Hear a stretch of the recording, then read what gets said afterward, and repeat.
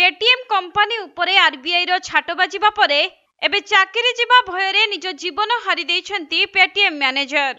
तेबे पेटीएम को नहीं लगी रहिथिबा विवाद द्वारा जने कर्मचारी जीवन जाइछि, जहाँकि पेटीएम बंद हेले चाकरी हराइबा भयरे से निज जीवन हारिथिबा संदेह करा जाउछि। एपरि दुखद घटना घटिछि मध्य प्रदेश रो इंदौर सहर रे, जहाँकि पेटीएम रो जने फील्ड मैनेजर निज जीवन हारी देइछंती। तेबे पुलिस रो कहिबा अनुसार काले पेटीएम बंद होइजिबो और निजर चाकरी चलीजिबो, सेथिपई मैनेजर गौरव गुप्ता निज जीवन हारिछंती।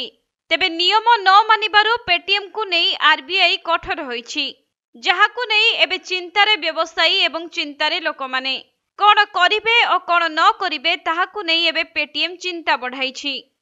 ठीक 7 वर्ष तले किछि डर नाही कि किछि प्रलोभन नाही किंबा कोनोसी अधिकार भी नाही, कारण भारतर सबुठारु सर्वोच्च अनिर्भरयोग्य बैंक एठारे रहिछि।